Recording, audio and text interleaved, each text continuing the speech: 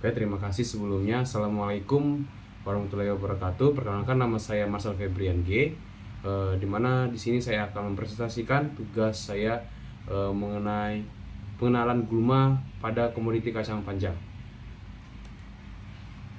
Pengenalan gulma pada komoditi kacang panjang.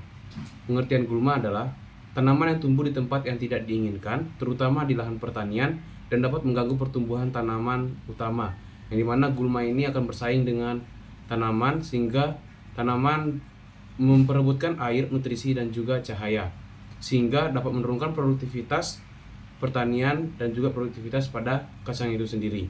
Pengendalian gulma menjadi penting untuk menjaga hasil produksi tanaman. Metode pengendalian gulma meliputi cara mekanis, kimiawi, dan juga biologis, tergantung pada jenis gulma dan tanaman yang dibudidayakan. Untuk itu, kita penting untuk memahami jenis-jenis gulma yang mana sering kita temukan agar mengetahui cara pengendaliannya. Oke, biologi gulma. Biologi gulma daun sempit, ciri-ciri utamanya, gulma daun sempit umumnya memiliki daun yang tipis dan panjang seperti rumput-rumputan. Contoh beberapa gulma sempit yaitu ada rumput teki, alang-alang, dan rumput gajah. Reproduksi. Yang ketiga itu ada reproduksi.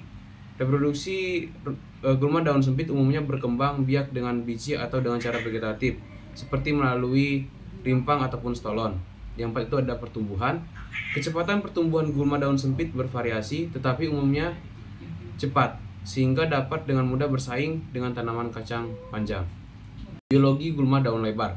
Ciri-ciri biologi gulma daun lebar itu memiliki daun yang lebar dan pipi, serta berbentuk daun itu banyak bervariasi. Contoh beberapa gulma daun lebar pada umumnya yaitu daun kaki kuda, semanggi, maupun juga babadotan. Reproduksi gulma daun lebar itu pada umumnya berkembang biak dengan biji, dan beberapa jenis dapat berkembang biak secara vegetatif melalui batang ataupun akar. Oke, masuk lagi ke biologi gulma rumput teki. Sistem perakaran. Teki memiliki sistem perakaran yang kuat dengan rimpang yang menjalar di bawah permukaan tanah. Reproduksi. Gulma ini berkembang biak dengan biji dan cara vegetatif melalui rimpang. Rimpang memiliki banyak tunas yang dapat menghasilkan tanaman baru. Gulma daun sempit, lebar, dan teki. Contoh gulma daun lebar, gulma daun sempit, dan juga teki yaitu ada rumput belulang, rumput ceker ayam, rumput babadotan, meniran, maupun juga teki ladang.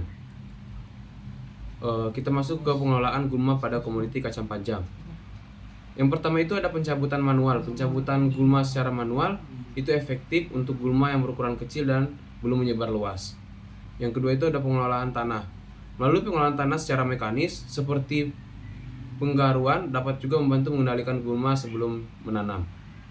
Herbisida. Penggunaan herbisida kimiawi dapat menjadi pilihan untuk pengendalian gulma yang efektif, tetapi harus dilakukan secara hati-hati dan sesuai rekomendasi yang telah ditentukan. Pencegahan. Pencegahan merupakan strategi yang paling efektif dalam mengendalikan gulma. Hal ini dilakukan dengan pemilihan benih yang sehat, rotasi tanaman, dan juga menjaga kebersihan lahan. Kita masuk ke kesimpulan.